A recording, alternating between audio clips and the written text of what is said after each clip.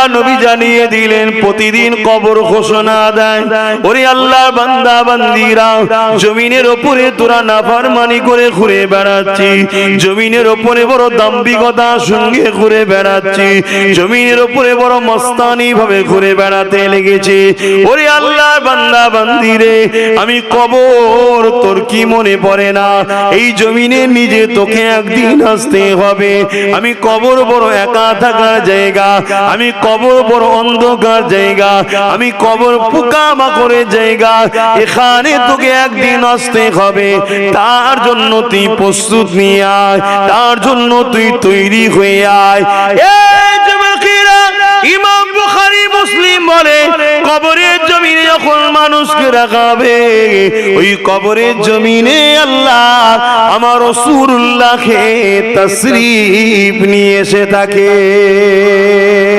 এবং ইমাম বুখারী মুসলিম বলে ওই কবরের জমিনে একটা প্রশ্ন হবে, আমার রাসূলুল্লাহকে দেখিয়ে প্রশ্ন করা হবে, ইনি মুহাম্মদ রাসূলুল্লাহ, ইনা সম্বন্ধে তোমার দুনিয়াতে কি ধারণা ছিল, ইনা সম্বন্ধে তোমার দুনিয়াতে কি রায় ছিল? যদি তোমার আমার দুনিয়ার জমিনে রায় হয়, আরে খাতুরে জান্নাত কেউ কবর ছাড় দিচ্ছে না, এই রকম যদি মেন্টালি হয়, ওই কবরের জমিনে তোমাকে ধরা পড়তে হবে।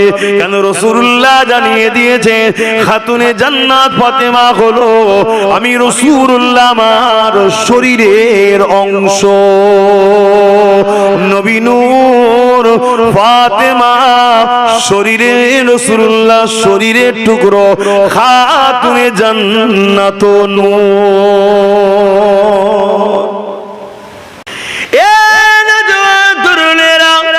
প্রথম খাঁটিটা যদি ফেল হয়ে যায়, সব জায়গায় তোমাকে সন্দেহ করে করে ধরা হবে। দুনিয়ায় যেমন বুঝাবার জন্য বলা হচ্ছে, আর প্রথম ঘাটিতে যদি তুমি ক্লিয়ার হয়ে যাও, বাকি জায়গা তোমার জন্য বড় সহজ আল্লাহ করে দেবে। কেন কবরে আখেরি প্রশ্ন যেটা হবে, এটা বড় কঠিন প্রশ্ন। আমার রাসূলুল্লাহকে দেখানো হবে ইনি হলেন মুহাম্মাদুর রাসূল, এটাও বলে দেওয়া হবে।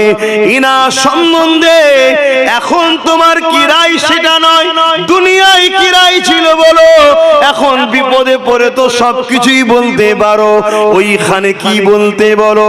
রাসূলুল্লাহ সম্বন্ধে তোমার ধারণা কি ছিল দেখো। আল্লাহ নবী জানিয়ে দিল, এ দুনিয়ার মানুষেরা, আমার খানদানকে যারা মহব্বত করে, তারা আমি রাসূলুল্লাহ আমার জন্যই মহব্বত করে। আমার খানদানে যারা বিরোধী করে, তারা মূলত আমি রাসূলুল্লাহ আমার জন্যই বিরোধী করে। এই দুনিয়ার জমিনে যারা আহলে রাসূলদের বিরোধী করে, খানদানে রাসূলদের বিরোধী করে, এই বিরোধী করাটার মূল লক্ষ্য হলো রাসূলুল্লাহরই বিরোধী করা। তাই দুনিয়ার জমিনে তুমি রাসূলকে কি বলে ডাকতে, কি নজরে দেখতে? নবীর পরিবারদের সম্মান মর্যাদাটা রাসূলুল্লাহরই সম্মান মর্যাদা। কেন তাদের সম্মান নবীর সঙ্গে জড়িয়ে আছে। তাই নবী আমার জানিয়েছিলেন, যারা আমার হাসান হোসেনকে ভালোবাসবে, তারা আমি রাসূলুল্লাহ আমাকে ভালোবাসলো, আর আমাকে যারা ভালোবাসে আমার আল্লাহ তাদেরকে ভালোবাসে। মুসলমান ঘরে ছেলেমেয়েরা, তরুণেরা, এই দুনিয়া জমিন কারো জন্য চিরস্থায়ী নয়। আল্লাহ পাক তোমাকে আমাকে এই দুনিয়া জমিনে পাঠিয়েছে পরীক্ষা নিবার জন্য। এই দুনিয়ার মায়াজালে জড়িয়ে গে আল্লাহ যদি রাসূলকে যদি ভুলে যায়, আখিরাত তোমার আমার বরবাদ হয়ে যাবে। আর এই দুনিয়া জমিনে থাকতে হবে, কারবারও করতে হবে, ব্যবসাও করতে হবে, সংসার করতে হবে, ছেলে পুলে লালন পালন করতে হবে, আবার আখিরাতের জন্য সঞ্চয় করতে হবে। কারণ আল্লাহ পাক কোরআনের মধ্যে বলেছেন, ওয়াল তানজুরু নাফসুম মা কদ্দামাত লিগাদ, প্রতিটা নফসের উচিত পরকাল নিয়ে বেশি বেশি চিন্তা করা। সেদিন যাদের ডানাতে আমলনামা পাবে তারা বড় খুশি আনন্দের মধ্যে থাকবে, কেননা তারা কামিয়াবি, তারা যাবে জান্নাতে।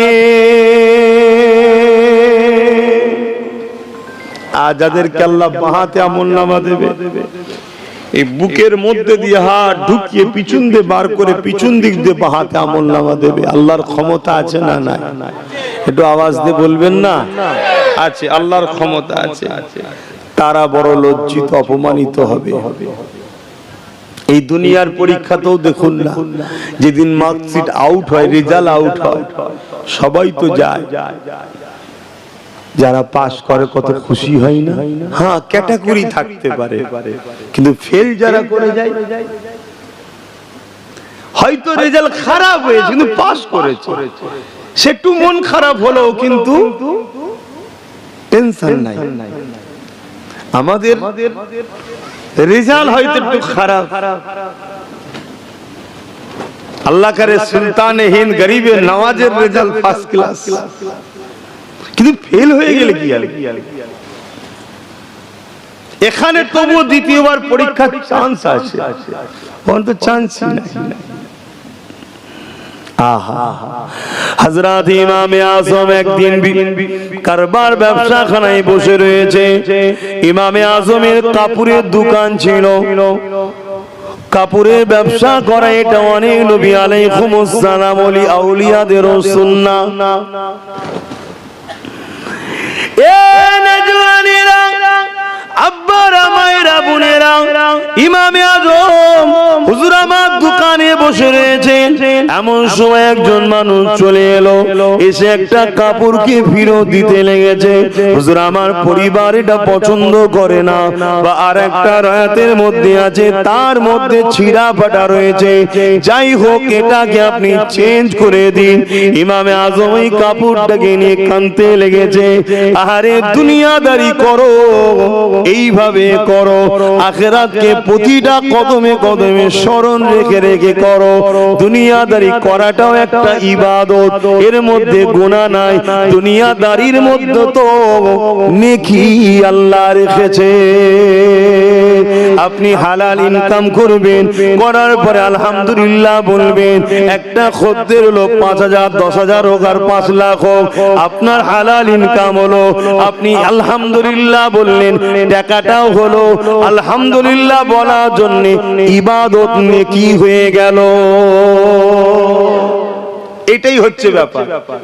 আপনি একটা কাপড় কিনলেন, কাপড়টা কেনার সময় পড়লেন, বিসমিল্লাহ বলে পড়লেন, আলহামদুলিল্লাহ শুকরিয়া আদায় করলেন, আল্লাহ আমায় দিয়েছে। এই মন মানসিকতাটা রাখলে আপনার কি হলো? কাপড় ব্যবহারও করা হলো, আবার নেকিও হলো। আপনি নিজের বাচ্চার জন্য একটা কাপড় কিনলেন, সবথেকে বেশি কার পিছনে খরচ করলে নেকি বেশি হয়? যে সবথেকে উত্তম কোন জায়গায় খরচ করলে? বলবো না থাকবে? বললে তো বিপদে পড়ে যাবে, বললে বিপদে পড়ে যাবেন, অসুবিধা আছে। সব মশলা আমভাবে দেওয়া যাবে না, সব চারিদিকে শুনছে তো, অসুবিধা আছে। যা নয় তাই চেয়ে বসে থাকবে, তখন বিপদ হয়ে যাবে। হুজুরকে জল চাইলি এসে তো বিপদে পড়ে গেলেন বাবা। থাক, আলোচনা আম ভাবেই থাক, খাস ভাবে বলে লাভ নেই। এই আম ভাবে বলে লাভ নেই, খাস বলতে হবে। কিন্তু মনে রাখবেন, আপনি আপনার পরিবারকে একটা কাপড় দিচ্ছেন, মা বাপকে কাপড় দিচ্ছেন, দিবার সময় শুধু ভাববেন, আহা মা বাপকে দিলে আল্লাহ খুশি হয়, এইটুকু ভাবা। স্ত্রীকে দিলে রাসূলুল্লাহ ভালোবাসেন, এইটুকু ভাববেন, তাহলে দিয়াও হচ্ছে, নেকিও হচ্ছে। জোরে বলুন সুবহানাল্লাহ। শুধু ইসলামের মধ্যে জড়িয়ে জড়িয়ে করুন, আপনার প্রতিটা কাজে আপনি ফায়দা পাবেন। ইমামে আজমকে এই মানুষটা বলতে লেগেছে, ও আল্লাহ পাকের ওলি বান্দা, আপনি মনে ব্যথা নেবেন না, আপনি কাপড়টা ফিরিয়ে দিন, আমি আমার স্ত্রীকে জোর করে দিয়ে দেব, আমার স্ত্রীকে নিতে বাধ্য করে দেব। ইমামে আজম বলতে লেগেছে, বাবা রে, তার জন্য আমি কাঁদিনি বাবা। হুজুর তাহলে কেন কাঁদতে লেগেছে? হুজুর বলতে লেগেছেন, বাবা তোমার কাপড়টা পছন্দ হয় রে, তাই তুমি চেঞ্জ করে নিতে লেগেছো। কাল কিয়ামতের ময়দানে আমার আমলনামাটা যদি আল্লাহ দেখে বলে, এ আবু হানিফা তোর আমলনামা পছন্দ হয়নি, চেঞ্জ করে দে, আমি আবু হানিফা তখন কোথায় পাবো? আমি ইমামে আজম নোমান বিন সাবির আবু হানিফা সেই ময়দানে মাশরের কথা মনে পড়েছে, সেই দিনের জন্য আমি কাঁদতে লেগেছি। বাবা তোমাকে চেঞ্জ করে দেওয়ার জন্য কোনো অসুবিধা নাই। এ যুবকেরা, তরুণেরা, আমার বাপ জানেরা, মায়েরা, দুনিয়ার জমিনে থাকবো ঠিকই, কিন্তু মনে রাখতে হবে নিঃশ্বাস কখন ফুরিয়ে যাবে কেউ জানে না। কেননা নিঃশ্বাস আসার ডেট আছে, যাবার কোনো ডেট নাই। আল্লাহ পাকের কাছে প্রতিটা কদমে কদমে তওবা করেন, দরুদ পড়েন, তাসবিহ পড়তে থাকেন। আপনি কারবারে বসে আছেন, মোবাইল ফালতু না ঘেটে আপনি ওখানে বসে দরুদ শরীফ পড়েন, আল্লাহু আকবার পড়েন, সুবহানাল্লাহ বলেন, দরুদ শরীফ পড়েন, আল্লাহ আপনার রুজিতে বরকত দেবে। অনেকে মনে করে আমার কাছে তো 500 টাকা হলো, ও গান বাজনা বাজাই 5000 টাকা হলো, এটা ভেবে লাভ নেই। আপনি 500 খরচ করতে এক সপ্তাহ লেগে যায়, ওর 5000 খরচ করতে 5 ঘন্টাও লাগে না। এটা দেখবেন না, বরকতটা তো নিতে হবে। আমার 5 ঘর টাকা আছে, 5 দিনে শেষ হয়ে গেল, আর কারো 5 ঘর তো দূরের কথা, 5টা মানি পার্স ভর্তি নেই, কিন্তু শেষ হচ্ছে না। আপনি খেয়াল করে দেখুন না, আমার আপনার সমাজের ইমামদের কথা ভাবেন না, এই তো অল্প টাকা কিন্তু এত বরকত হয়। আলহামদুলিল্লাহ চলছে না, চলে না, হ্যাঁ জানি হয়তো কষ্ট হচ্ছে, কিন্তু বরকত আছে। আর আমাদের দেখুন, অতএব বরকতটার কথা ভাবতে হবে, বরকতটা হালালে হবে, আল্লাহ কবুল করেন, বলুন আল্লাহুম্মা আমিন। তা দুনিয়াদারির মধ্যে দিয়ে আপনাকে আখিরাত ভাবতে হবে। আপনি যখন তাসবিহ পড়বেন, আল্লাহ আপনার রুজিতে বরকত দেবে, কারবারে বসে থাকবেন, বরকত দেবে।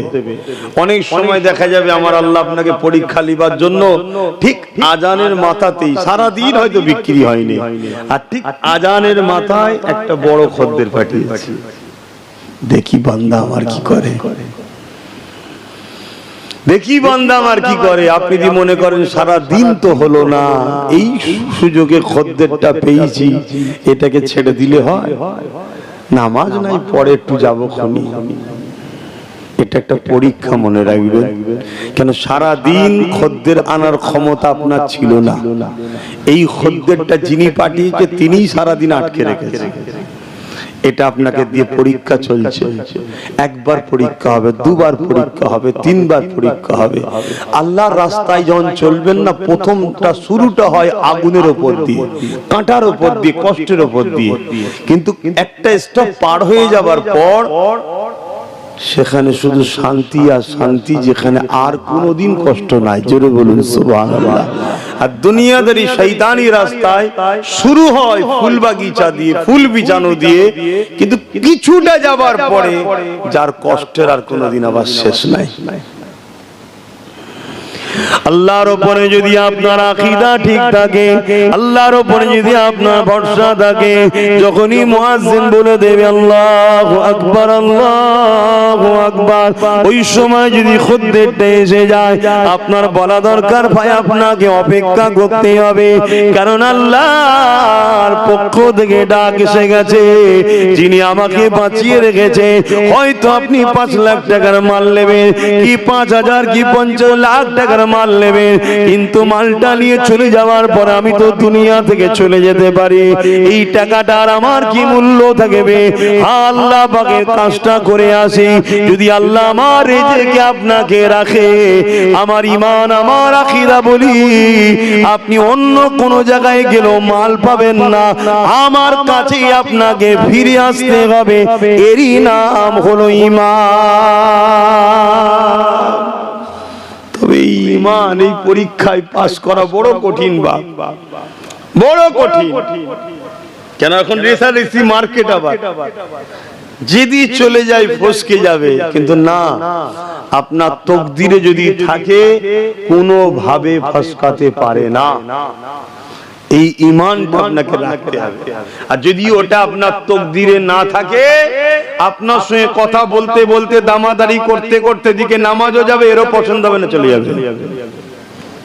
আর যদি থাকে, মনে রাখবেন, আপনি চলে যান, ঘুরে এসে দেখবেন ও ঘুরছে, এখানে চা খাচ্ছিল, ওখানে বসেছিল, আর ছিল কি গো ভাই, না তোমার অপেক্ষায় বসেছিলাম, মালটা লোবো, ঠিক নেই। আসেন, দুনিয়া জমিনটা আমাদের জন্য একটা পরীক্ষা ঘর, আজ আছি কাল নাই।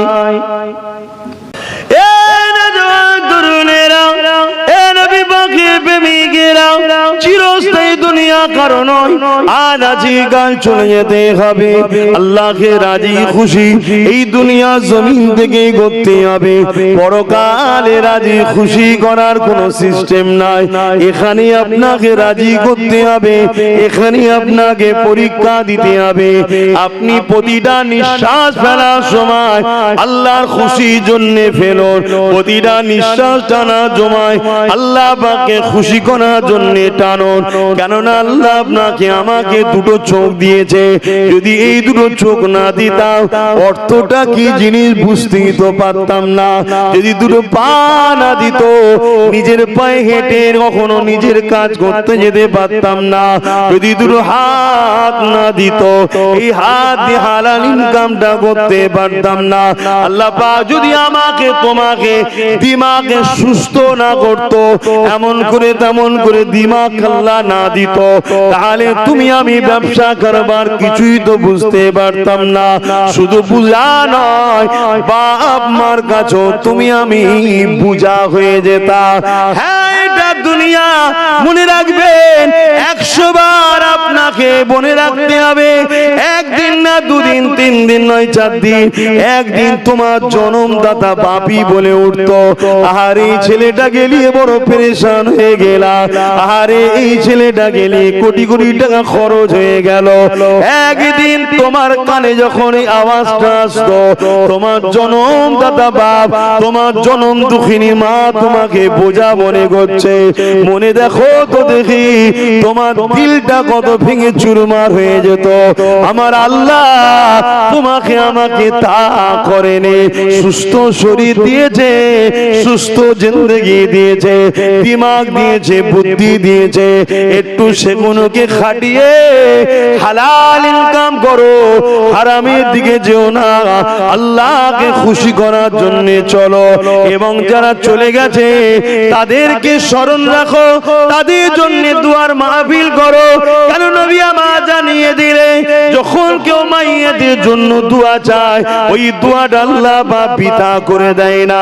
ইসালে সবের দোয়াটা আল্লাহ পাক জমা করে এমন করে জান্নাতি খানচায় সাজিয়ে রেশমের কাপড় দিয়ে ঢেকে দিয়ে ওগুলো মর্দাদের রুহে রুই আল্লাহ বক্সে দেয়। মুর্দারা যখন এই সওয়াবটা পায়, ওই সময় তারা বড় খুশি হয়ে যায়।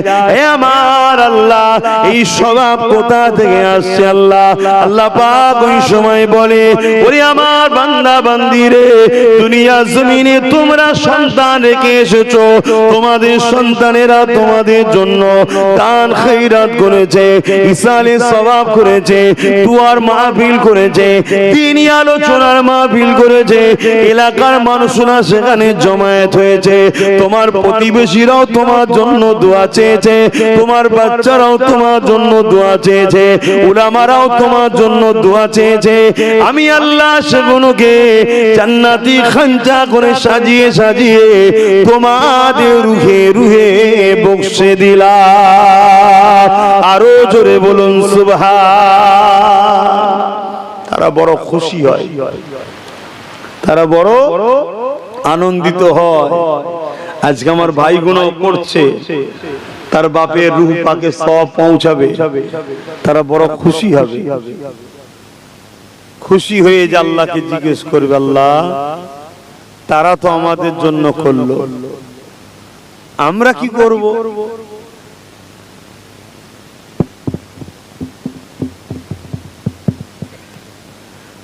তারা তো আমাদের জন্য করলো, আমরা কি করব? আমাদের তো কিছুই নাই। আল্লাহ পাক ওই সময় বলবে, তোমরাও তাদের জন্য দোয়া চাও। ওই রূহ মুর্দাদের রুহানি দোয়া আল্লাহ তোমার আমার নসিবে কবুল করে। জোরে বলুন সুবহানাল্লাহ। দাদু হোক, দাদি হোক, নানা হোক, নানি হোক, ফুপু হোক, ফুপা হোক, বাপ হোক, মা হোক, আত্মীয় স্বজন যেই হোক, সবার জন্য দোয়া করবেন, সবার জন্য ইসালে সওয়াব করবেন। দরুদ শরীফ। আল্লাহুম্মা সাল্লি আলা, আল্লাহুম্মা সাল্লি আলা।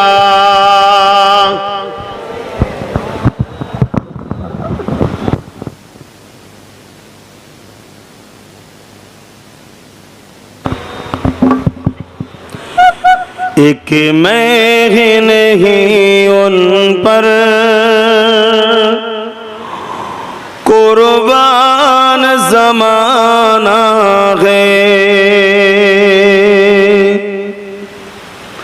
एक मैं ही नहीं उन पर कुर्बान ज़माना है, एक मैं ही नहीं उन पर कुर्बान ज़माना है, कि मैं ही नहीं उन पर कुर्बान ज़माना है, जो रब दो आलम का, जो रब दो आलम का महबूब यगाना है, एक मैं ही नहीं उन पर कुर्बान ज़माना है। आओ दरे जहर पर फैली हुई दामन, आओ दरे जहर पर फैली हुई दामन, ये नस्ल करीमों की, ये नस्ल करीमों की लचपा खराना है, एक मैं ही नहीं उन पर कुर्बान ज़माना है। अल्लाहुम्मा सल्ली अला।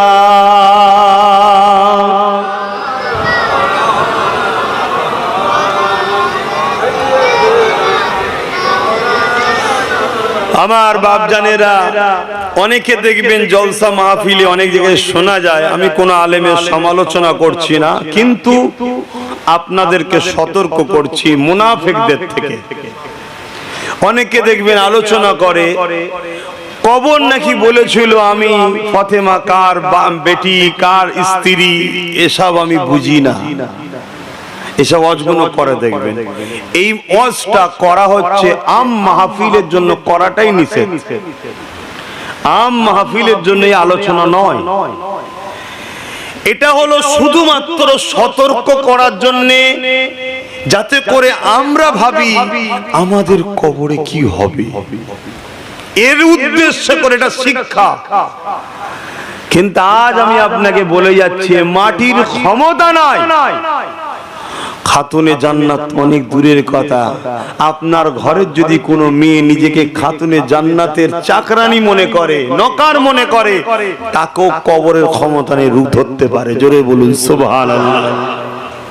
কিন্তু এগুলোকে এমন ভাবে থ্রো করা হয়, এমন ভাবে বলা হয় যেন খাতুনে জান্নাত কি অপমান করা হচ্ছে। নাউজুবিল্লাহ। এটা তোমার আমার জন্য শিক্ষা দিবা, তোমার আমার জন্য এই মেসেজ যে কবর আমাদের জন্য বড় কঠিন জায়গা। অবশ্যই কবর বড় কঠিন জায়গা। আর জমিনে রায় হয় আরে খাতুনে জান্নাত কেউ কবর ছাড় দিচ্ছে না, এই রকম যদি মেন্টালি হয় ওই কবরের জমিনে তোমাকে ধরা পড়তে হবে। কেন রাসূলুল্লাহ জানিয়ে দিয়েছে খাতুনে জান্নাত ফাতেমা হলো আমি রাসূলুল্লাহ আমার শরীরের অংশ।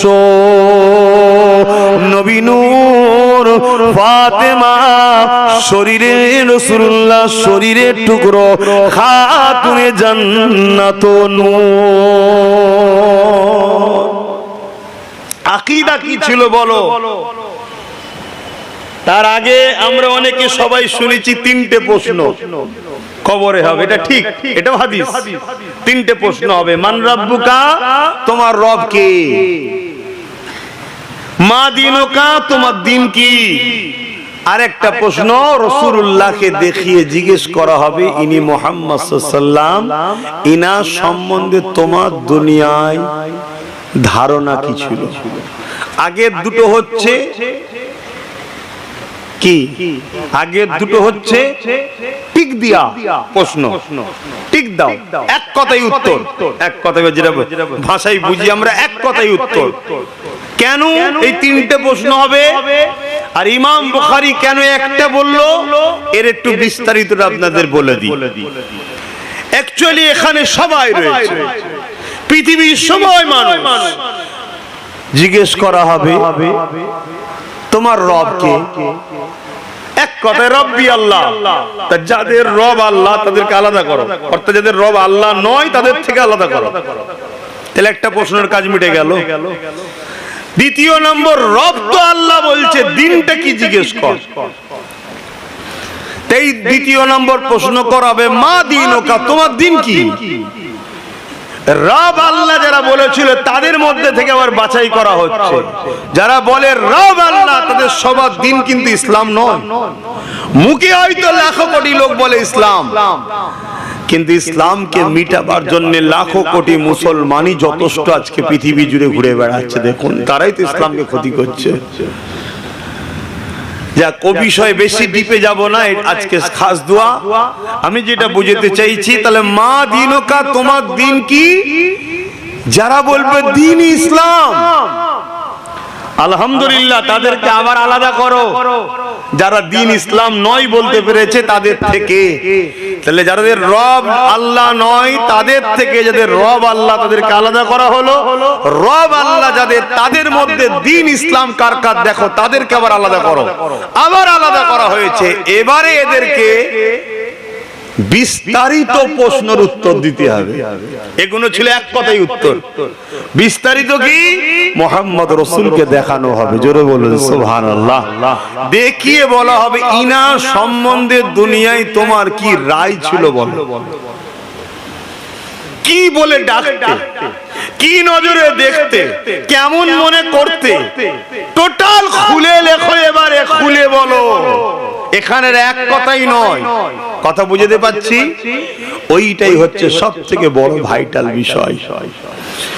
কবরে যারা পাস করবে প্রতিটা মঞ্জিল তাদের জন্য আসান হয়ে যাবে, কেননা কবর হলো প্রথম মঞ্জিল।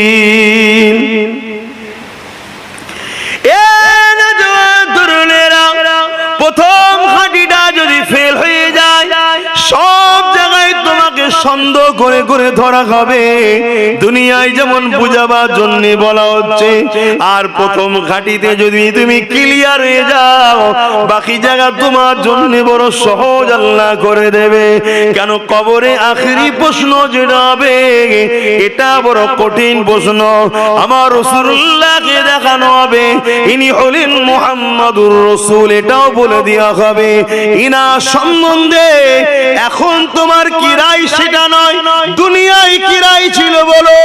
এখন বিপদে পড়ে তো সবকিছুই বলতে পারো, ওইখানে কি বলতে বলো। রাসূলুল্লাহ সম্বন্ধে তোমার ধারণা কি ছিল দেখো। আল্লাহ নবী জানিয়ে দিল, এ দুনিয়ার মানুষেরা, আমার খানদানকে যারা মহব্বত করে, তারা আমি রাসূলুল্লাহ আমার জন্যই মহব্বত করে। আমার খানদানে যারা বিরোধী করে, তারা মূলত আমি রাসূলুল্লাহ আমার জন্যই বিরোধী করে। এই দুনিয়ার জমিনে যারা আহলে রাসূলদের বিরোধী করে, খানদানে রাসূলদের বিরোধী করে, এই বিরোধী করাটার মূল লক্ষ্য হলো রাসূলুল্লাহরই বিরোধী করা। তাই দুনিয়ার জমিনে তুমি রাসূলকে কি বলে ডাকতে, কি নজরে দেখতে।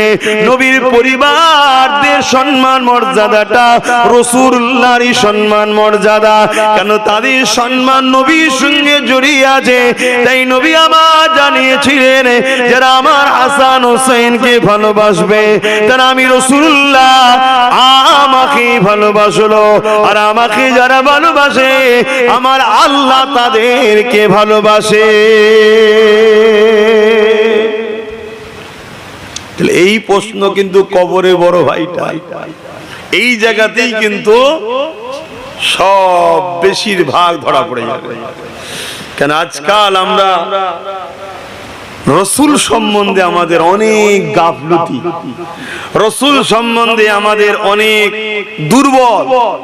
রসুলকে চিনা, জানা, বুঝা, নবী সম্বন্ধে জানার চেষ্টা করা, ধরতে গেলে একেবারেই জিরোর দিকে চলে গেছে। তাই আমার মনে হয় প্রতিটা মাহফিল যেগুলো গ্রামে হয়, ওই মাহফিলের ব্যানারে লিখে থাকা দরকার যে মুহাম্মদ সাল্লাল্লাহু আলাইহি সাল্লামের আলোচনার মাহফিল, একদম বাংলায় রাসূলুল্লাহর আলোচনার মাহফিল। নবী নিয়ে মানুষকে চিনাও। নবী না চিনতে পারলে কবরে তো ধরা প্রথমেই পড়লো, আর ময়দানে মাহশরে সমস্ত নবীরাও নফসি নফসি করবে, বিচার শুরু হবে না। আমার রাসূলুল্লাহ যতক্ষণ না যে সেজদায় পড়ে বলবে আল্লাহ বিচারটা শুরু করে দেন, আর সহ্য করতে পারছে না মানুষগুলো। এটাকে শাফাআতে কুবরা বলা হয়, বড় শাফাআত। সমস্ত নবীর উম্মত সবার জন্য নবী শাফাআত করবে। জোরে বলুন সুবহানাল্লাহ।